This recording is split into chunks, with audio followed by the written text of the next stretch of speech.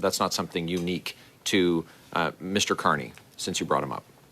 Well, long term, yes. In some cases, exercisable in shorter horizons. In some cases, the ultimate value is received far into the future. Here it is, everybody, a comprehensive explanation on how Mark Carney is actually cashing in on his Brookfield investment. Welcome to the Canadian Shield. My name is Sterling.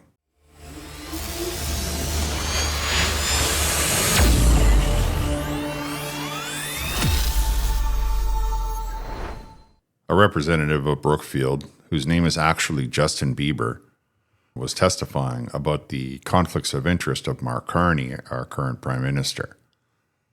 He laid bare some of the actual ways in which Mark Carney could know full well that he's earning money through decisions that he's making, through press releases, through a whole bunch of ways that increase the stock value of Brookfield. And so even though Mark Carney may not be necessarily capitalizing on particular investments, he's absolutely capitalizing on stock options and an increase in stock prices.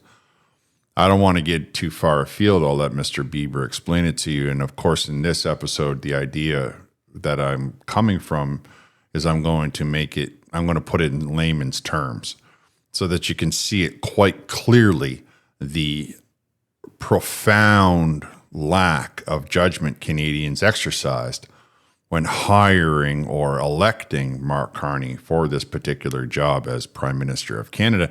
And you can further see why it is that so many people are saying that Mark Carney is not interested in Canada. He's only interested in pilfering Canada for a specific corporation so that he can increase his bottom line while the rest of us go hungry. Let's dive in. Conservative MP Barrett got the first questions, the first round of questions with this Brookfield representative whose name is Mr. Bieber. Before we get into it, though, and I'm just going to play the whole 6 minutes, though I will stop it along the way to clarify anything that may, that I deem that might be confusing for individuals who do not speak in the parlance of economics. However, before we do any of that, I just want to make everybody understand what a share is. A share is exactly how it sounds. So if for whatever, now you hear the term stock, you hear the term share, you hear the term dividend, they are all very related. However much stock you have is also how many shares you have, how many dividends you pay out. So if the company decides that every 90 days it has made enough money that it can pay its shareholders out $1 per share, stockholders out $1 per share, and that individual happens to hold 1 million shares, then that company will give him $1 million, and they will still have that stock generating income. This is essentially how every RRSP or RESP, or anytime you give the bank the money and you tell them that you're going to invest it in one of their RSP ideas or whatever it happens to be, that's what they're doing with the money. They're taking it and they're investing it, getting a share of it, getting a profit off of it, and then they're giving that profit back to you into an account that you cash out whenever it happens to be. Now, banks have other ideas behind their business model. A company like Brookfield, what they do is exactly the same thing, except for they don't really have a savings and loan section. They simply take control oftentimes of pensions.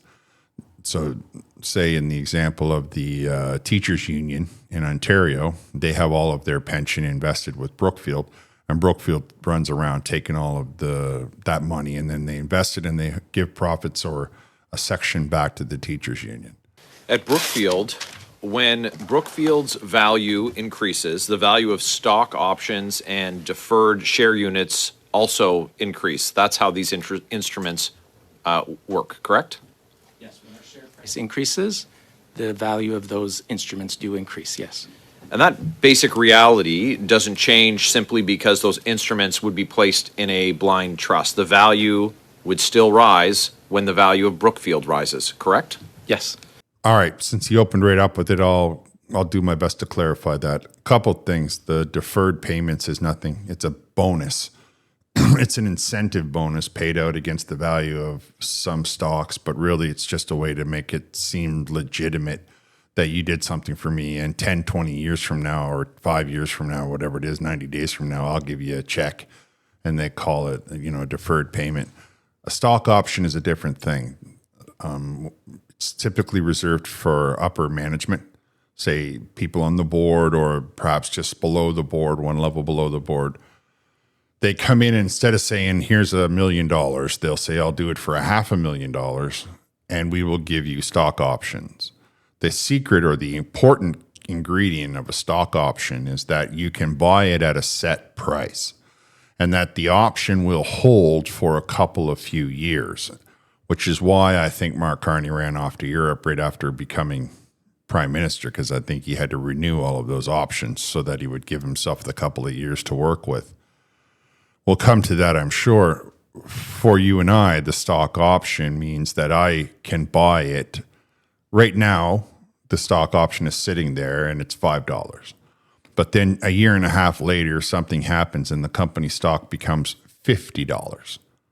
Well, because I have a stock option, I'm allowed to buy however many shares are laid out for $5 a share, instantly making 10 times the amount of money. Instantly. I can buy the $50 share at $5, and then I have it at a $50. So when all of a sudden the dividends pay out, and so on and so forth, you can see how that in itself is enough to make Mark Carney encouraged to say the word Brookfield, or to say these investments, increasing the stock value of Brookfield and Brookfield's investments, then the overall value of Brookfield stock will increase.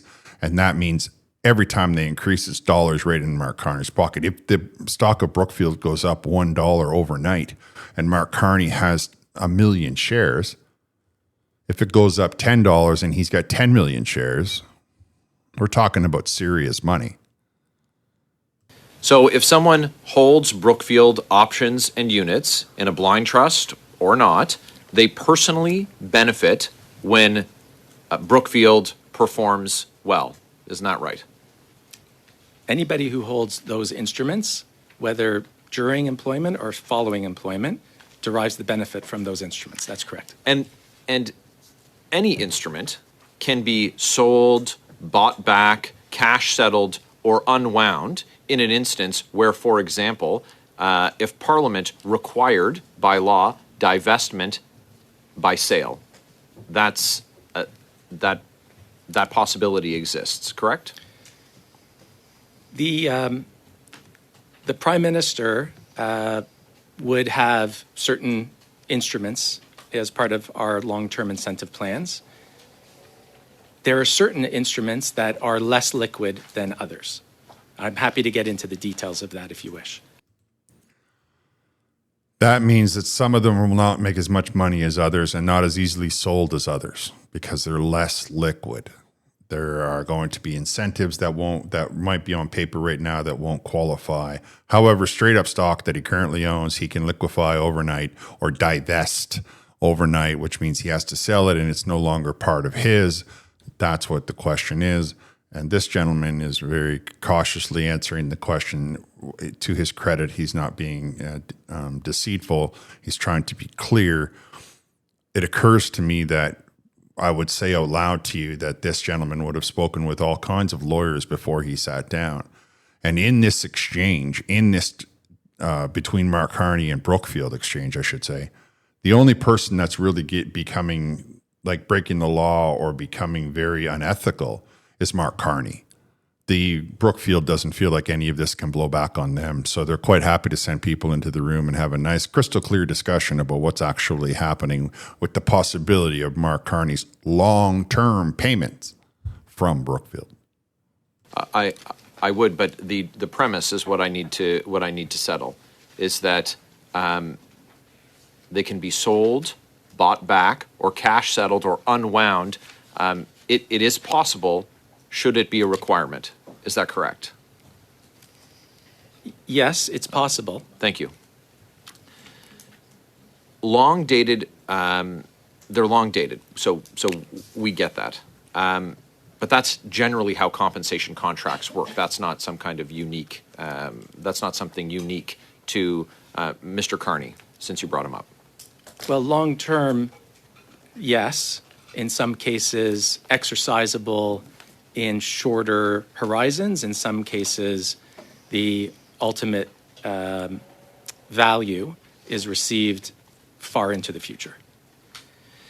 Can you explain briefly how stock options or deferred share units and notional long-term incentive plans work at Brookfield? What drives their value? Yes, I'd be happy to, and I will try to be brief. Helpfully, all disclosure relating to Brookfield stock options and deferred share units is disclosed in detail in our public filings, so it's very much available. That means you can go look at Brookfield's public filings and he'll tell you that it will tell you everything that he's about to say, which of course is what I mentioned when I said that he doesn't feel like any of this will blow back on Brookfield. That's why he's there alone without an army of lawyers behind him. In a nutshell, stock options are rights to acquire shares of Brookfield at a certain price. And those exist and during their pendency are exercisable, subject to vesting, because when we award them, people take subject to vesting schedules. So even though you were awarded them, they have to vest during the time that you were with Brookfield, and then exercisable for stock that can then be sold into the market. So you have to use it while you're there in a short time, which is why I tell you that it seems like Mark Carney would have gone there and sat in a building where somebody else would have come in and they would have renewed all of these, stock options and long-term payouts.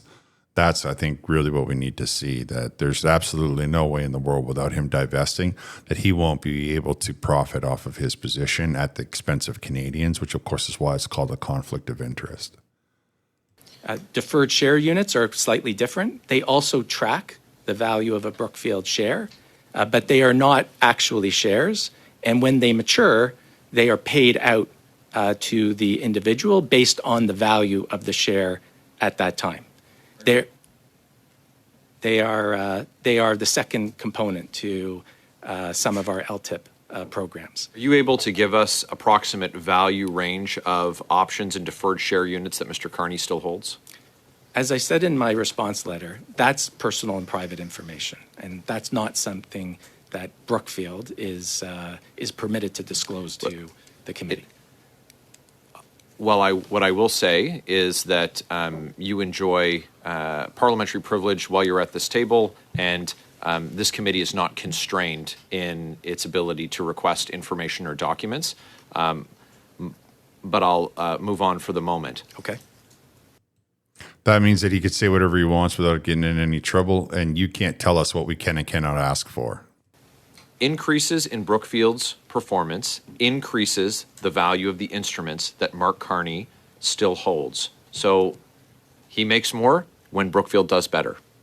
Yes? In relation to the stock options and deferred share units, yes, as the value of Brookfield increases, the value of those instruments increase. There are also carried interest entitlements that relate more specifically to funds that we manage. So speaking of funds, the Global Transition Fund is one that Mr. Carney was directly involved in. That means that he's making money off of it. So if he signed a couple of deals while he was still there and that those projects matured or the payouts took a little bit longer, Carney's still able to get paid out for that. And just to go back to what they were talking about, they're not allowed to tell anybody what Brookfield's investment is with Mark Carney. Mark Carney would have had to disclose the entire list to become prime minister. So I'm sure we have a copy of it.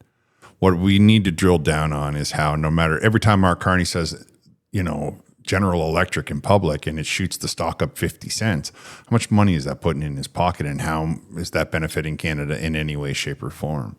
How is him giving small modular reactors in Southern Ontario done on the back of Canadians $2 billion? And how is that benefiting him? You see, that's the kind of thing that we need to be looking at. And I think you can understand that if he owns even one share of Brookfield, without divesting it, he is always going to be subject to a conflict of interest. Are you able to provide us with details of the investments that are inside it that drive the value of his position or those who hold a position in it? Yes, so I believe you're referring to Brookfield Global Transition Fund 1, which was launched during the time that the Prime Minister was with Brookfield. And I can confirm that all of the investments made in that fund are contained in the annexure to the Commissioner's screen document that has been published. We're going to have to come back to some of this, but my last question is, with the Prime Minister still holding compensation that rises with Brookfield's performance, how would you say that Canadians would be able to have confidence that blind trust and private screen are enough to protect the public interest when, as you agreed, when Brookfield does better, the Prime Minister is going to do better? And that's a very fair question. I need a quick response, and if you can you? Well, I think it's based on whether or not the conflicts can be managed. I'm happy to talk about that further. If I'm honest with you, that was a blind reaction for me. I didn't watch any of it before I sat down to film this. So that he ended on, I'm happy to talk about this, is something that I will say out loud, because the question is, how can Mark Carney get Canadians to believe that every time he does something good for Brookfield, it's not in conflict with what's Canadians' best interest? And of course, the answer to that question is the only way is he's got to divest himself. If he has no vested interest in how well Brookfield does, then we can say with absolute certainty that he is going to be able to function as a Canada First Prime Minister. If, for example, he pushes carbon capture that has Brookfield at the center of it, a complete reversal from what's written in his book, a complete reversal from the profit of Global Transition 1, which you heard the man mention, which is about all going green. When you think in your mind that all of a sudden Mark Carney is out in Alberta saying, yeah, let's do carbon capture, because Brookfield simply, just like a month before Carney's position changed, Brookfield bought a big piece of carbon capture in Alberta in the Pathways project, I believe it's called. So we can see right out of the gate that there's something suspicious there. Now, I am not a trusting soul, especially not the Liberal government, who will lie to my face constantly. I mean, I cover them all the time. I hear how they do not tell the truth. I see how they are contradicting and conflicting even over the smallest things.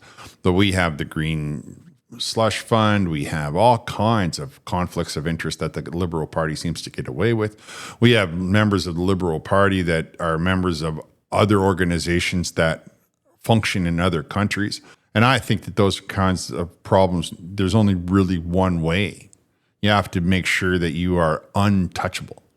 You can't have even the mildest hint of a whisper of being in conflict, especially with the Canadians living in such a hardships right now, especially with so many Canadians that are struggling just to find affordable housing, especially with Canadians who just want to have a nice, quiet life where they laugh, they play a video game, they try to go on a date, and they do the things that don't involve politics. And they can forget that their politicians ever exist because they know that they can trust those politicians to do what's best for them, not what's best for the politician.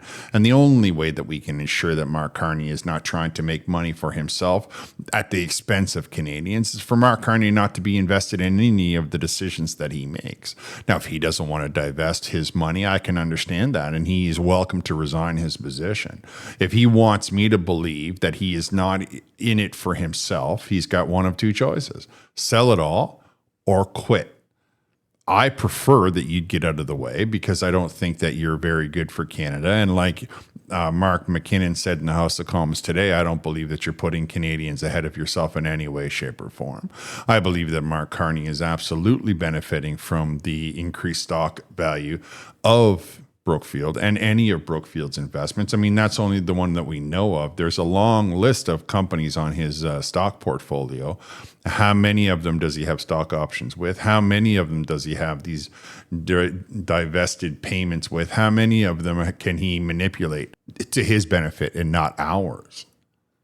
We can see with certainty that if Brookfield's investing in carbon capture, all of a sudden the Canadian government dumps a bunch of money in carbon capture. That's literally taking money out of our pockets and giving it to Brookfield. Now, I don't want to go too far afield because I understand that this video has run, a little bit longer. So I will just say that if they want me to believe that Mark Carney is putting Canadians ahead of himself, he has to divest himself from every last little one of them. And let's be straightforward. That's a lot of money. Put that money in your pocket. Go put it in the bank. Leave it where it is. And when you're done being prime minister, you can run around and buy it all up all over again. But don't ask me to trust you, because the history of the Liberal Party, the history of Mark Carney saying one thing about Trump and then acting like another, Mark Carney himself, in the 8 months that he's been prime minister, has exposed himself to be very inconsistent, has exposed himself to be very unreliable in the things that he says versus the way that he acts. I think we can all agree on that. So that's my feeling on the matter, but you can let me know what your feeling is down in the comments. I'm going to wrap here. Thank you for listening. I'll talk to you next time.